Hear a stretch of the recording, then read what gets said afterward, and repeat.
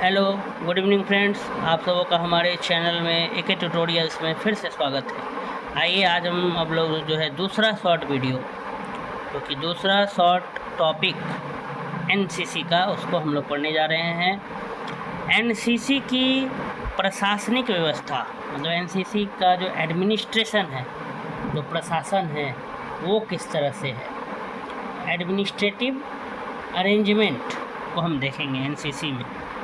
तो एनसीसी संगठन की प्रशासनिक व्यवस्था रक्षा मंत्रालय के माध्यम से की जाती है। जो हमारा डिफेंस मिनिस्ट्री है, ठीक है, वहाँ से एनसीसी संगठन का क्या होता है, प्रशासनिक व्यवस्था किया जाता है। एनसीसी नेशनल कैडेट कॉर्प्स, ये जो ऑर्गेनाइजेशन है, इसका प्रशासनिक व्यवस्था रक्षा मंत्रालय के माध्यम से की जाती है। रक्षा सचिव रक्षा मंत्रालय इसके पूर्ण रूपेण प्रभारी हैं।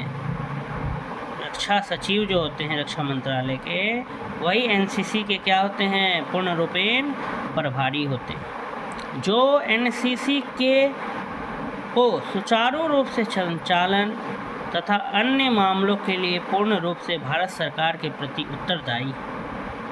यानी कि मतलब एनसीसी सुचारू रूप से सही ढंग से संचालित होते रहे, चलते रहे, और भी एनसीसी से जुड़ा हुआ कोई भी मामला हो तो उसको भारत के लिए अगर जवाबदेह है, अकाउंटेबल हैं, तो वो कौन है, रक्षा सचिव, डिफेंस सेक्रेटरी, डिफेंस मिनिस्ट्री, रक्षा मंत्रालय के जो सचिव हैं, सेक्रेटरी हैं, वही प्रभारी हैं, जो एनसीसी को सुचारू रूप से संचालन करने के लिए और अन्य मामलों के लिए क्या है, उत्तरदायी हैं। एनसीसी के प्रमुख महानिदेशक होते हैं। एनसीसी के जो प्रमुख होते हैं वो कौन होते हैं, महानिदेशक, जो लेफ्टिनेंट जनरल रैंक के थल सेना अफसर होते हैं। एनसीसी के अगर हेड की बात करें तो एनसीसी का हेड, प्रमुख जो होते हैं, वो महानिदेशक होते हैं। और जो थल सेना में जो लेफ्टिनेंट जनरल का जो रैंक होता है, अलग अलग सेना है हमारे देश में, थल सेना, वायु सेना और जल सेना। थल मने ज़मीन, जल मने वाटर और वायु मने एयर, तीनों में हमारी सेना है। तो उसमें अलग अलग रैंक्स होता है। तो एक रैंक का नाम है लेफ्टिनेंट जनरल। तो लेफ्टिनेंट जनरल का जो पोस्ट होता है, रैंक होता है थल सेना में, वैसे अफसर को हम महानिदेशक भी कहते हैं। एनसीसी के प्रमुख, नेशनल कैडेट कॉर्प्स के जो हेड होते हैं, वो होते हैं महानिदेशक, जो लेफ्टिनेंट जनरल रैंक के थल सेना अफसर होते हैं। वह दिल्ली में स्थित राष्ट्रीय कैडेट कोर मुख्यालय के माध्यम से देश भर में एनसीसी के कार्य संचालन के लिए जिम्मेदार है। दिल्ली में स्थित जो राष्ट्रीय कैडेट कोर है, उसका जो हेडक्वार्टर है, उसमें देश भर में एनसीसी का जो कार्य का जो संचालन होता है, उसके लिए जिम्मेदार है। दिल्ली में एनसीसी का कोर हेडक्वार्टर है, मुख्यालय है, यहाँ से देश भर में एनसीसी में क्या गतिविधियाँ हो रही है उसको देखा जाता है। वहाँ पर ये महानिदेशक रहते हैं। एनसीसी मुख्यालय में महानिदेशक के सहायक 2 अपर महानिदेशक होते हैं। एनसीसी मुख्यालय में ये सबसे हेड पोस्ट हो गया महानिदेशक, और उनके नीचे फिर 2 असिस्टेंट अपर महानिदेशक होते हैं। असिस्टेंट महानिदेशक होते हैं, एक थल सेना के मेजर जनरल होते हैं और दूसरे नौसेना के, नेवी के रियर एडमायरल होते हैं, या वायुसेना से एयर वाइस मार्शल। 2 असिस्टेंट अपर महानिदेशक भी होते हैं। एक थल सेना का लेना है मेजर जनरल, और दूसरा जो है आप एक नौसेना से ले लीजिए रियर एडमायरल, या वायु सेना से आप ले सकते हैं एयर वाइस मार्शल।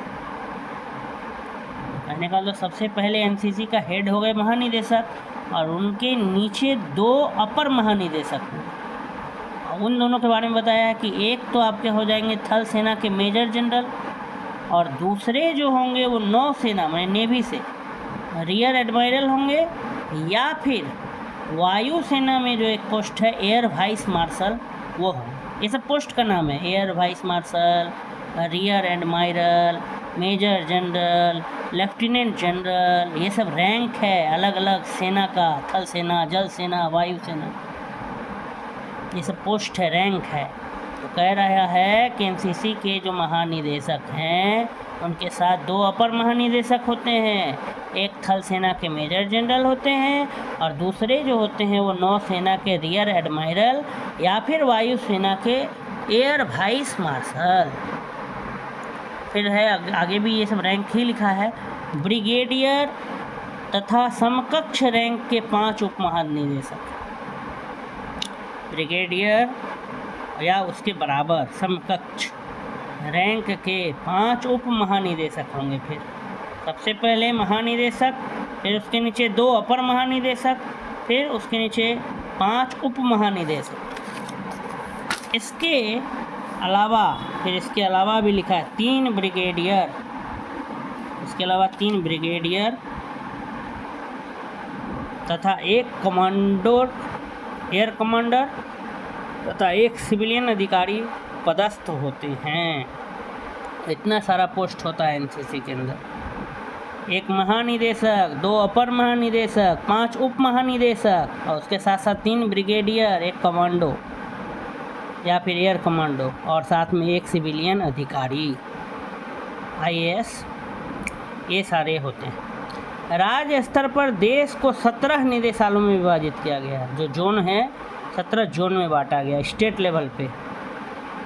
एनसीसी के तहत अगर देखें तो देश को 17 निदेशालयों में बांटा गया है, जो सभी राज्यों तथा केंद्र शासित प्रदेशों के लिए क्या करते हैं, कार्य करते हैं। इन निदेशालयों के प्रमुख अपर महानिदेशक ADG, मेजर जनरल अथवा अन्य सेवाओं से उनके समकक्ष रैंक के क्या होते हैं, अफसर होते हैं। प्रत्येक राज्य मुख्यालय के नियंत्रण में 2 से 11 तक ग्रुप मुख्यालय होते हैं। प्रत्येक राज्य मुख्यालय के नियंत्रण में 2 से 11 तक ग्रुप मुख्यालय होते हैं, जिनके प्रमुख कर्नल, ब्रिगेडियर या समकक्ष रैंक के अफसर होते हैं। इन ग्रुप कमांडर्स के अधीन 5 से 7 एनसीसी की बटालियन होती है, जिनको लेफ्टिनेंट कर्नल या कर्नल रैंक का अफसर कमांड करता है। फिर प्रत्येक बटालियन में कई कंपनियां होती हैं, जिनको एसोसिएट्स एनसीसी ऑफिसर, जिनका पद लेफ्टिनेंट से लेकर मेजर तक होता है, कमांड करते हैं। तो ये प्रशासनिक ढांचा हुआ इसका एनसीसी का। राज्य स्तर पर देश को 17 निदेशालयों में बांटा गया है, जो सभी राज्य और केंद्र शासित प्रदेश के लिए क्या करते हैं, कार्य करते हैं। फिर इन निदेशालयों के प्रमुख कौन होते हैं, अपर महानिदेशक, मेजर जनरल या और भी दूसरे सेवाओं में उनके ही रैंक के ऑफिसर होते हैं।